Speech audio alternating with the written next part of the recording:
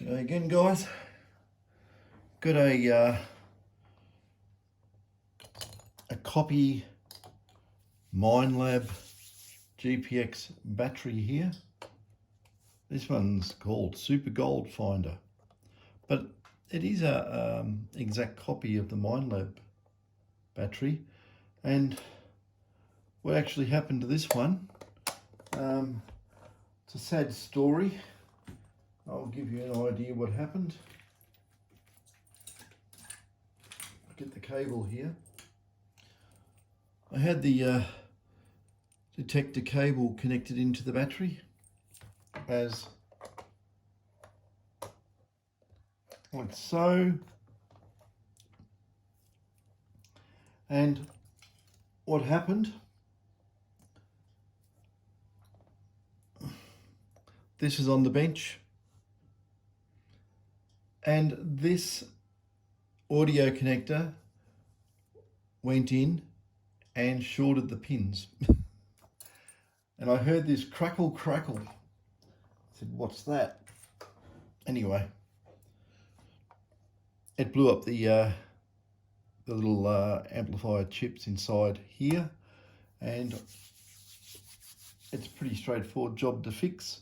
So anyway, I've taken the 4 screws out from the cover. Might be able to see 4 screws come off. I'll get rid of that cable, I don't want that.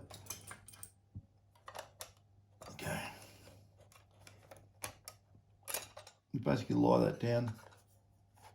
This metal bit here slides out, as you can see. Inside we have a battery and a circuit board. You disconnect the battery. This it's got a little squeezy plastic locking tab. Squeeze it, like it's on the pins there. Squeeze it, pull it straight out. That disconnects the battery from the board, and if you try and play with this, with the battery connected and do soldering or anything and short something out, you have a lot of smoke, and the battery might blow up, who knows. But anyway, another thing I do with this, as you can see the board here, the board slides into these little grooves, and when you put it back together, you usually have to guess which groove it is, and usually takes 2 or 3 times to get it right. What I do is I just get a black marker and I just mark the correct groove that the board comes out of. Makes it easier to reassemble. Anyway, like that. We pull the board out. It might be difficult to get out, depends if there's anything jamming it. Bit of pressure one side, bit of pressure the other. Keep pushing. And on this one, I have to undo the lock nut there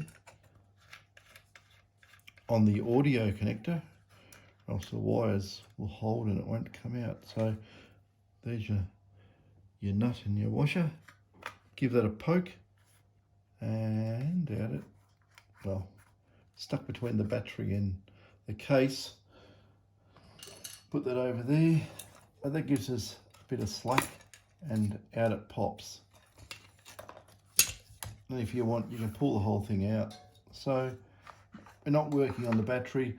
If you do want to replace the battery, these things are available, and get a long screwdriver, stick it down here, because it's held on by Velcro, and usually they're held on by Velcro.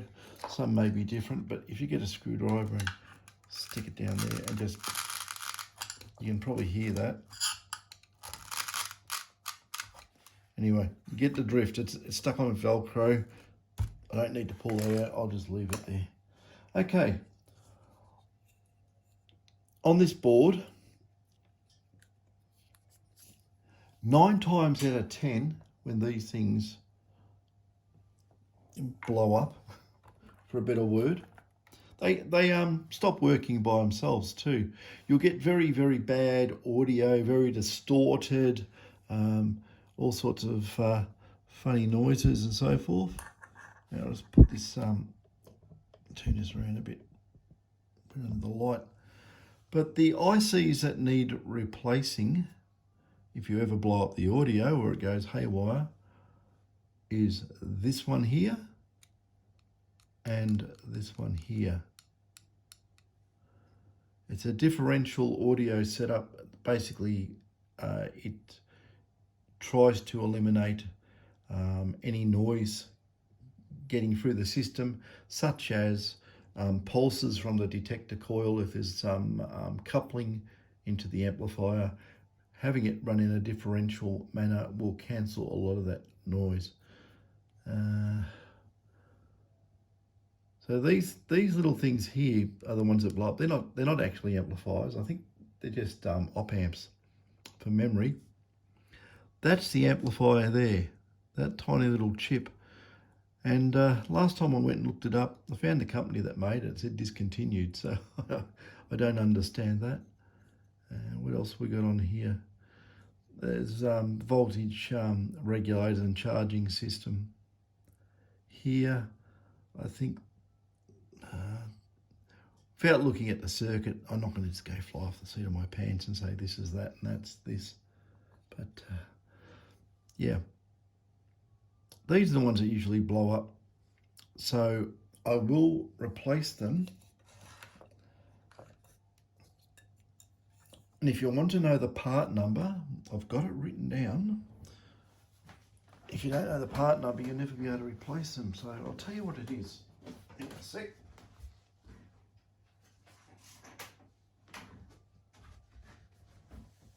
It's not something I enjoy doing.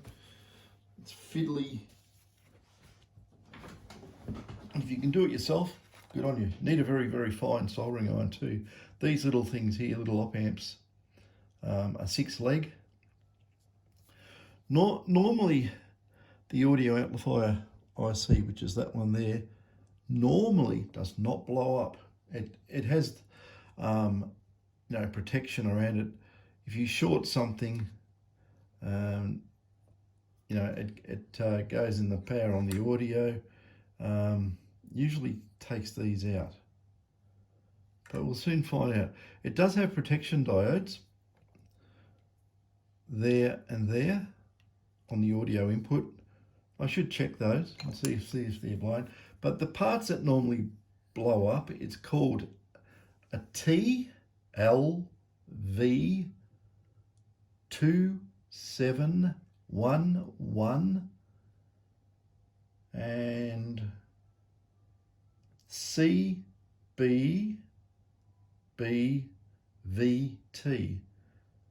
Technically, just the TLV 2711 is probably all you need to say. As it's got 6 legs on it, it will be the right thing. But while I'm here, I might just do some quick tests on those diodes. I'll get the old trusty multimeter.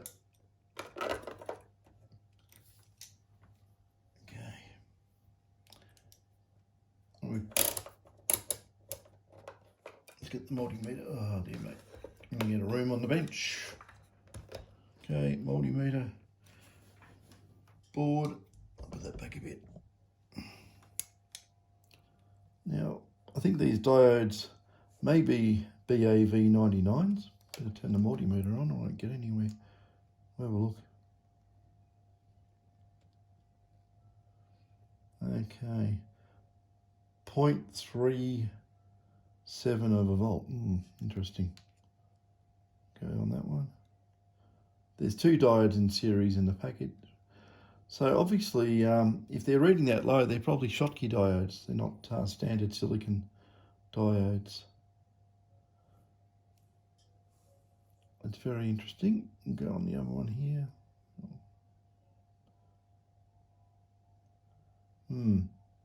Oh no, 0.37. And if I have to go around onto there, yeah, measures the same.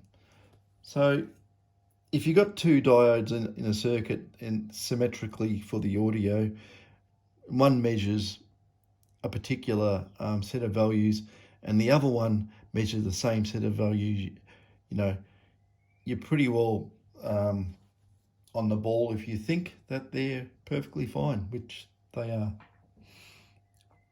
Now these ones here, rather than try and say, oh, it blew up one and I'm going to replace one device, you're better off replacing both. Because 9 times out of 10, by, just trying to measure these things, you can hook it up and put audio through it and put it on your oscilloscope and say it's that one or that one. But sometimes the way these things are configured, you get it wrong. So you might as well just replace both. Rather than see me trying to get these little devices off the board, I might pause this because I don't know if you can pause this, can you? I never paused in the middle of a video before. I'll try it, I'll tap it and see if I can come back to it when I've got those things off and cleaned up. Oh, then I'll show you how you clean the board up, put the new bits on. Anyway, it doesn't want to do it. No. Okay, I'll have to stitch it.